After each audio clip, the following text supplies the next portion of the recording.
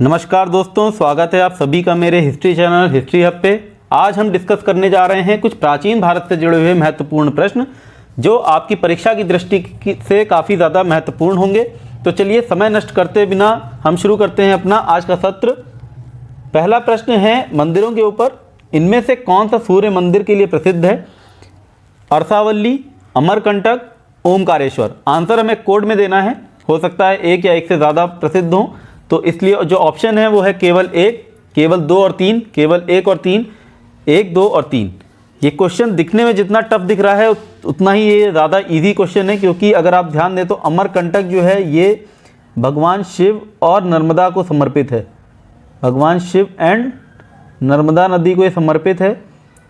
और ओमकारेश्वर सभी ने सुना होगा, ओमकारेश्वर जो है ये एक ज्योतिर्लिंग है, तो ये भी इस तरह से जो है ये भगवान शिव को ही समर्पित हो गया ज्योतिर्लिंग। तो इस तरह से हमारा केवल एक बचता है अरसावल्ली। अरसावल्ली जो है यही एक केवल सूर्य मंदिर है। दूसरा प्रश्न है, इनमें से कौन से स्थल या स्थलों को भित्ति चित्रों के लिए माना जाता है? भित्ति चित्र यानी म्यूरल पेंटिंग्स के लिए जाना जाता है। अजंता की गुफाएं, लेपाक्षी का मंदिर और सांची का स्तूप। ये फिर से एक ऑप्शन जो दिए हैं कोड में दिए हुए हैं, केवल एक, एक और दो, इनमें से सभी या इनमें से कोई नहीं। तो म्यूरल पेंटिंग्स अगर हम देखें अजंता में बहुत ज़्यादा हैं, बहुत ज़्यादा म्यूरल पेंटिंग हमको मिलती हैं देखने को, जिसमें बहुत ज़्यादा चित्रकारी हुई है, जिसमें जिसमें बौद्ध धर्म से जुड़े हुए हमको बोधिसत्व के चित्रण मिलते हैं। तो ये म्यूरल पेंटिंग्स अजंता के इसमें हैं ही हैं। इसके साथ ही साथ लेपाक्षी के मंदिर में भी हैं, लेकिन सांची के स्तूप में हमको कोई भी ऐसी भित्ति चित्र नहीं मिलते। सांची का जो स्तूप है भित्ति चित्रों के लिए प्रसिद्ध नहीं है, जबकि इसमें हमको क्या मिलते हैं? तोरण द्वार मिलते हैं, इसमें हमको स्तूप मिलते हैं। तो भित्ति चित्र हमको इस तरह से अजंता और लेपाक्षी के मंदिर में मिले, यानी कि हमारा ऑप्शन हो गया बी। तीसरा प्रश्न है, ये थोड़ा सा कॉन्सेप्चुअल है। धर्म तथा रीत भारत की प्राचीन वैदिक सभ्यता के मुख्य विचार का चित्रण करते हैं। इस संदर्भ में निम्नलिखित कथनों पर विचार करें। पहला कथन है, धर्म व्यक्ति के दायित्व तथा स्वयं और अन्य के प्रति अपने कर्तव्यों के निर्वहन की अवधारणा है। दूसरा है, रीत ब्रह्मांड तथा इसमें समाहित सभी वस्तुओं की कार्य प्रणाली को नियंत्रित करने वाला एक आधारभूत नैतिक नियम था। तो ये मैंने आपको बहुत अच्छे से पढ़ा है, जब हमने अपना वैदिक सभ्यता पढ़ा था उसमें मैंने रीत की बात की थी और मैंने रीत बताया था आपको क्या होता है। रीत is a natural order. Natural order मतलब जो किस तरह से नियम के अनुसार प्रकृति चलती है, किन प्राकृतिक नियमों के अनुसार प्रकृति चलती है, उसको नेचुरल ऑर्डर बोला गया है, उसको रीत बोला गया है। तो इसका मतलब ये इसको पूरी तरह से सही ठहरा रहा है। जो रीत जो है वो ब्रह्मांड में समाहित सभी वस्तुओं की कार्य प्रणाली है, उसको नियंत्रित करने का एक आधारभूत नियम है। तो ये सही हो गया। धर्म जो है ये व्यक्ति, इसको मैंने बताया था धर्म को किस तरह से डिफाइन किया गया है वैदिक कल्चर में। तो जो धर्म था वो हमारा बताया जाता है किस तरह से आपको जीवन को निर्वाह करना चाहिए, यानी कि आपका वे ऑफ लाइफ। तो वे ऑफ लाइफ को बोला गया है धर्म, इसलिए जो फर्स्ट स्टेटमेंट है ये भी सही है। इस तरह से हमारे दोनों स्टेटमेंट सही जाते हैं और ऑप्शन हो जाएगा हमारा ऑप्शन सी। चौथा है, इनमें से कौन से राज्य बुद्ध के जीवन से जुड़े थे? अवंती, गांधार, मगध और कोसल। तो इसमें मैंने आपको जब महाजनपद पढ़ाया था तो बताया था अवंती का एक राजा था कौन? प्रद्योत। प्रद्योत जो राजा था इसने भगवान बुद्ध को आमंत्रित किया अवंती, लेकिन भगवान बुद्ध जो है अवंती नहीं जा पाते हैं। और गांधार में, गांधार जो है जो हमारा नॉर्थ वेस्टर्न प्रोविंस है, जो महाजनपद है, सबसे पश्चिमी उत्तर प्रदेश है, वहाँ पे भी जो गौतम बुद्ध हैं वो विजिट नहीं करते, उनकी वहाँ पे कोई यात्रा नहीं है, लेकिन उनकी मगध में यात्रा है और उनकी कौशल में भी है। तो इस तरह से ऑप्शन हो जाएगा हमारा ऑप्शन डी, 3 और 4। पांचवा प्रश्न है, सारनाथ में बुद्ध द्वारा प्रथम उपदेश देते समय बौद्ध धर्म के किस त्रिरत्न की शुरुआत की गई थी? तो बौद्ध धर्म के त्रिरत्न आपको पता होंगे, धम्म होता है, संघ होता है और बुद्ध होता है। बुद्धम, संघम और धम्म, तो ये इसके त्रिरत्न हैं। इसमें से जो शुरुआत हुई थी, जो पहला उनका उपदेश हुआ था उसमें शुरुआत हुई थी संघ की। छठा प्रश्न है, इनमें से कौन सा सही प्रकार सम्मिलित नहीं है? एक तरफ हमको पुस्तकें दी हुई हैं और दूसरी तरफ वो किस विषय पे लिखी गई हैं वो दिया हुआ है। चरक संहिता चिकित्सा, माधव निदान रोग विज्ञान, लगधा वेदांग ज्योतिष और पंच सिद्धांतिका व्याकरण। तो चरक संहिता चिकित्सा के ऊपर है, शल्य चिकित्सा के ऊपर है। शल्य चिकित्सा यानी कि ऑपरेशंस किस तरह से किए जाते हैं, शल्य चिकित्सा उसके ऊपर है ये आपकी चरक संहिता। माधव निदान रोग विज्ञान के ऊपर है। लगध वेदांग ज्योतिष, लगध मुनि का वेदांग ज्योतिष है। पंच सिद्धांतिका जो है ये व्याकरण के ऊपर नहीं है पुस्तक।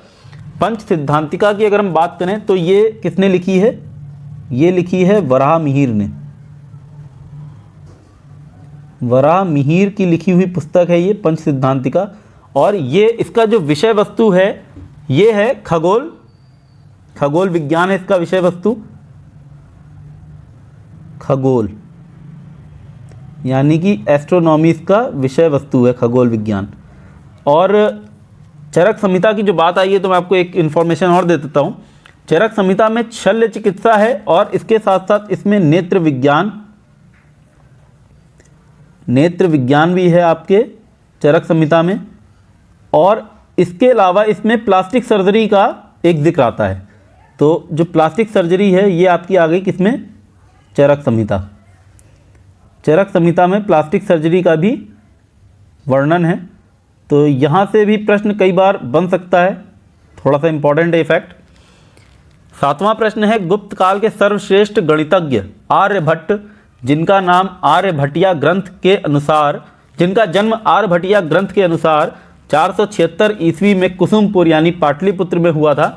लेकिन भास्कर प्रथम जो इनके बाद जन्मे हैं, भास्कर प्रथम करीब इनके 100 साल के बाद इनका जिक्र आता है भास्कर प्रथम का। इनके अनुसार ये आर्यभट्ट का जन्म कहाँ हुआ था, मतलब भास्कर प्रथम कहाँ मानते हैं इनका जन्म, जबकि इनके खुद का जो ग्रंथ है उसके अनुसार इनका जन्म कुसुमपुर है। ऑप्शन दिए हैं पाटन, अवंती, अश्मक या तक्षशिला। तो ये जो भास्कर प्रथम है इन्होंने आर्यभट्ट के जो जितनी पुस्तकें हैं उसके ऊपर बहुत ज़्यादा टीकाएँ लिखी हैं। आर्यभट्ट के ग्रंथों के ऊपर उन्होंने टीकाएँ लिखी हैं।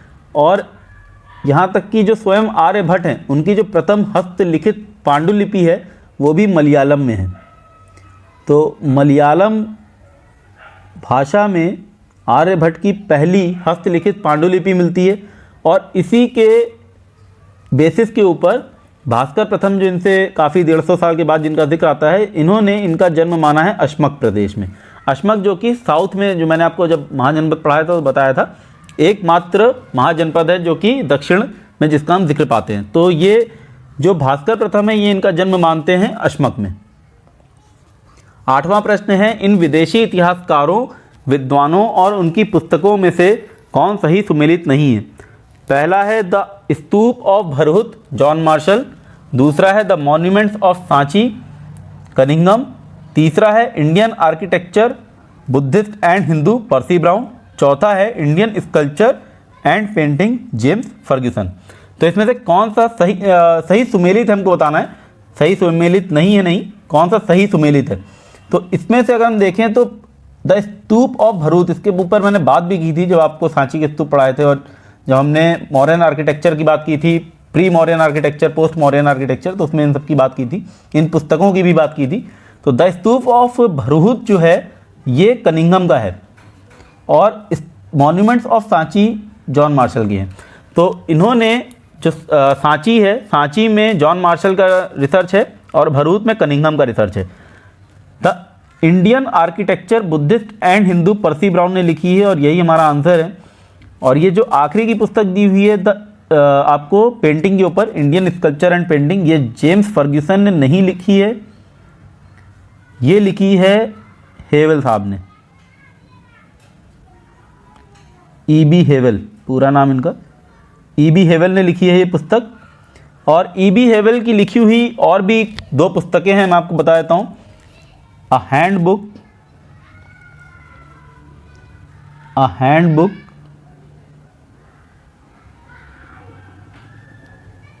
ऑफ इंडियन आर्ट, एक पुस्तक है उनकी E.B. हेवल की, और दूसरी है ancient and medieval architecture of India, ancient and medieval architecture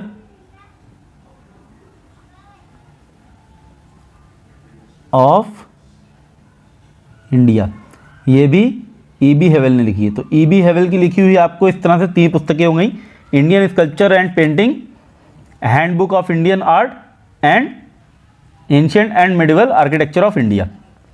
9वां प्रश्न है, अतिथि देवो भव किस प्राचीन वैदिक साहित्य में दिया हुआ है? शतपथ ब्राह्मण, ऐत्रेय ब्राह्मण, मुंडक उपनिषद, तैत्तिरीय उपनिषद। अब इस तरह के प्रश्न जो है नेट के एग्जाम में आते रहते हैं कई बार, जैसे आपसे पूछ लिया सत्यमेव जयते किस में दिया है, तो मुंडक उपनिषद में है। इस तरह से प्रश्न आते हैं। तो ये अतिथि देवो भव जो है ये हमको मिलता है तैत्तिरीय उपनिषद में, और इसी उपनिषद में हमको एक और वाक्य आता है जो है अन्न ही ब्रह्म है। तो ये तैत्तिरीय उपनिषद में हमको 2 वाक्य आते हैं, अतिथि देवो भव और अन्न ही ब्रह्म है। इसके अलावा और भी बहुत सारी चीज़ें मैंने यहाँ पे दे दिया है, थोड़ा सा पढ़ लेना। शतपथ ब्राह्मण में क्या क्या दिया हुआ है? जल प्लावन की कथा है, याज्ञवल्क्य मैत्रेय संवाद है, पुनर्जन्म का सिद्धांत है। ये जल प्लावन की जो कथा है ये है मत्स्य अवतार की, कि किस तरह से भगवान विष्णु जो है वो मत्स्य अवतार धारण करके मनु को बचाते हैं। तो ये मत्स्य अवतार के ऊपर है। इसके अलावा मुंडकोपनिषद में सत्यमेव जयते है, और यज्ञ को एक टूटी फूटी नौका कहा गया है जिस पर बैठकर भव सागर को पार नहीं किया जा सकता। इससे ही पता चलता है कि लेटर वैदिक पीरियड में किस तरह से धर्म को देखा गया और किस तरह से उसमें चेंजेस आए। ऐत्रेय ब्राह्मण में बोला गया है अधिक अन्न उत्पन्न करना चाहिए, और इससे आप रिलेट कर सकते हैं। मैंने आपको जब पढ़ाया था लेटर वैदिक अर्ली वैदिक पीरियड, तो उसमें बताया था कि अर्ली वैदिक पीरियड में जो उनकी सोसाइटी है वो कैसी है, वो एग्रीकल्चर को ज़्यादा तवज्जो नहीं देते, एग्रीकल्चर के ऊपर ज़्यादा निर्भर नहीं है, पशुपालन के ऊपर हैं। और क्योंकि ऐत्रेय ब्राह्मण जो हमको मिलता है ये मिलता है हमको लेटर वैदिक पीरियड में, तो ये लेटर वैदिक पीरियड में ये दर्शाता है कि अब कृषि की जो इम्पोर्टेंस है वो कितनी ज़्यादा बढ़ गई है। तो ये लेटर वैदिक पीरियड आपको दर्शाता है, और इसका स्टेटमेंट सीधे सीधे दिख रहा है अधिक अन्न उत्पन्न करना चाहिए। दूसरा दे रहा है पुत्र संसार सागर से पार ले जाने वाली नौका है, ये भी ऐत्रेय ब्राह्मण में दिया है। तो पता चलता है कि पैट्रियार्कल सोसाइटी कितनी ज़्यादा मजबूत थी। 10वां और अंतिम प्रश्न आज का ये चंद्रगुप्त और सेल्यूकस की संधि के ऊपर है, और उनकी संधियों के बीच में क्या क्या शर्तें बनी थी इसके ऊपर ये प्रश्न है। और इन शर्तों को बताया है किसने, इसका विवरण दिया है स्ट्रैबो ने, प्लूटार्क ने और एपेनियास ने इनका विवरण दिया है इसकी संधियों का। तो इसमें 3 स्टेटमेंट दिए हुए हैं। सेल्यूकस ने चंद्रगुप्त को आर्कोसिया, पेलोपिनेडाई, एरिया और जेड्रोसिया ये प्रदेश दिए, और ये सारे के सारे प्रदेश आपके नॉर्थ वेस्ट में हैं, नॉर्थ वेस्ट इंडिया में है। आर्कोसिया जो है इसको बोला गया है कांधार, कांधार बोला गया है, कांधार को आर्कोसिया बोलते थे ग्रीक। उसके बाद जो आपकी पेलोपिनेडाई है इसको बोला गया है काबुल, काबुल। इसके बाद आपका जो एरिया है, एरिया हेरात है,